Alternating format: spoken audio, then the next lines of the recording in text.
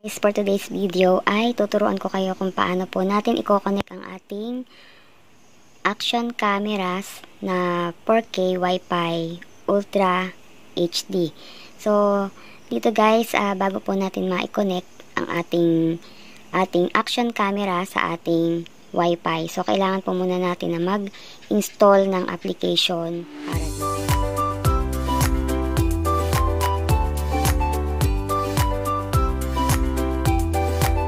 Application nyo guys ay pwede nyong i-install sa inyong mga Play Store or sa inyong mga Google app na kung saan ay pwede nyo itong ma-install. So dito guys, itong XDV ay isang application para po dito sa ating action cam. So para mag-connect, ganito lang po ang ating gagawin. So ito yung power nya. Open lang natin to. So ipipress lang natin to ng madiin para mag-open po yung ating action cam. So, ayan, may nakalagay na siyang welcome. And then, dito naman po, para po i-connect po yung ating Wi-Fi, dito po sa gilid niya, ito, makikita po natin na merong nakalagay dyan na arrow up and arrow down. So, pindutin lang natin yung arrow up ng isang beses para lumabas yung kanyang Wi-Fi. So, ayan. Pindutin lang natin to guys. Yan. Ito. Lalabas dito yung kanyang Wi-Fi. Lang makikita nyo na to. And then, may nakalagay dyan na Wi-Fi SSID Sport Cameras and yung password. So, yan yung default na password ng ating Wi-Fi. So, sabi dito ay kung gusto mong i-off or i-exit ang iyong Wi-Fi ay ipe-press up mo uli ito pataas. So, mamaya gagawin natin yan. Dito guys, makikita nyo sa taas, ayan, may umiilaw yung kanyang or nagbiblink yung kanyang light dito sa taas. So, meaning yung Wi-Fi po niya ay naka-open. Bago po natin buksan yung ating application na XDV ay pupunta muna tayo sa ating Wi-Fi.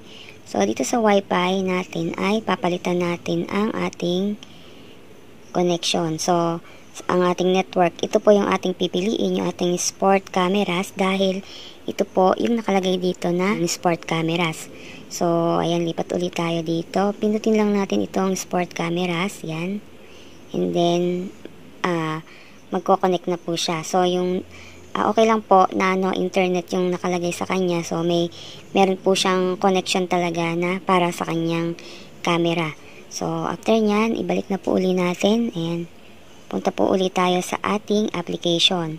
And then, dito sa application, pindutin lang natin yan. And then, makikita natin dito is yung sport camera. So, meaning, dito po siya nakakonect sa sport camera. And then, para po siya ay mag-connect dito at sa ating application, pindutin lang natin yung shoot. Ayan. Ayan.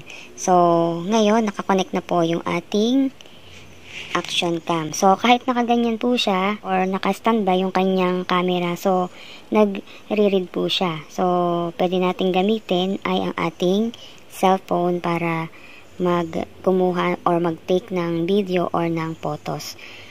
But, ang pakikilusin natin is yung ating action cam. And then, yung monitor is andito sa ating cellphone. Ito guys, kahit siya ay naka-off is, nag-shoot pa rin po siya ng video. Kahit po siya naka-standby po. And then, pag iniikot-ikot mo yan, so, ayan. So, ipinakikita pa rin niya kung ano yung kanyang, kung saan siya nakatutok na lugar. And then, kung gusto niyo naman ng medyo malaki yung screen, so, i-rotate lang po natin siya. So, ayan, pahiga. Ihiga nyo lang yung ating cellphone and then, lalaki na po yung screen niya. So, ayan guys. Mas maganda po kung nasa labas po tayo ng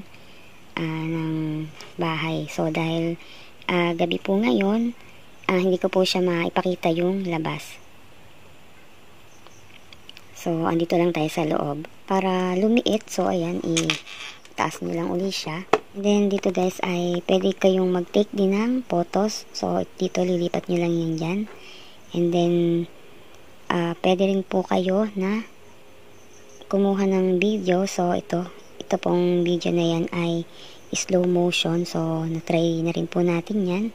And then, dito sa baba, andito naman po yung mga setting niya. So, pwede nyo po yung pag-aralan. Scroll nyo lang po yan at makikita nyo na yung mga setting ng ating action cam. So, kung ano yung nandito sa kanyang application ay ganun din yung nandito sa loob ng ating action cam. So, ipapakita ko rin po sa inyo guys yung setting ng ating action cam. So, ayan. Dito sa baba, ayan, meron siyang media gallery. So, dito nakasave yung ating mga na-take na video. So, ayan. So, kung ano yung nandito, siyang nandito din sa loob ng ating action camera. And then, ito yung kanyang setting. Ito.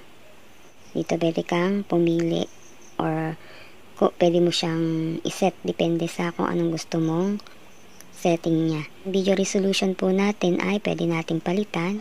Dahil siya ay 4K, so, ayan yung pinakamataas sa kanya. 4K high definition. 1080p yung pinili ko na ilagay dito sa aking video resolution kasi para ma-read din siya ng aking cellphone. So, hanggang ganun lang po yung kaya ng aking cellphone. So, pag nag 4K na po kasi ako dyan ay hindi na po nare-read ng aking cellphone ang video resolution na galing po dito sa ating action cam. So, ayan, pwede nyo yung baguhin. Depende sa inyong cellphone na ginagamit. So, dito pwede rin yung iset kung yung mga time-lapse na inyong video recording, loop recording, and then yung time-lapse photography. Ayan, photo resolution. So, dito, meron po tayong kung ilang megapixel yung kanyang kayang makuha kung yung linaw. So, dahil yung 16M, yung pinakang mataas at pinakamalino sa kanya, so, doon ko na lang po siya nilagay.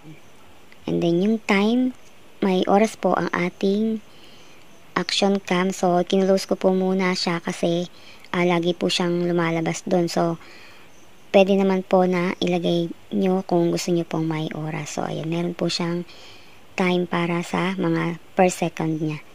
And then, yung meron ding auto, merong drama shoot. So, ayan, may exposure, white balance. And then, Wi-Fi in po. Ayan, pwede nyo yung tingnan. So, ayan po, yung kanyang mga settings. So, meron din siyang time watermark. So, pwede nyo siyang i-on, pwede rin nyo siyang i-off. So, ito po ay depende sa inyo kung ano po yung gusto nyo gawin sa inyong action cam. So, ayan, exit na po natin. So, confirm. Ayan, exit na muna tayo guys.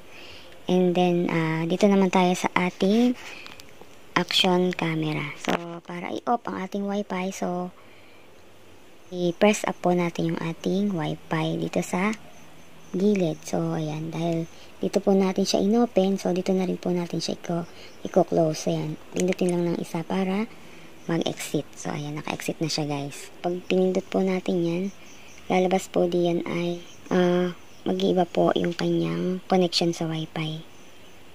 So, kung ito yung gagamitin natin, hindi po siya magko-connect dito sa ating action camera. So, dapat magkatulad po siya yung Wi-Fi niya and then yung Wi-Fi po dito sa ating cellphone. So, and guys, thank you po for watching and don't forget to subscribe.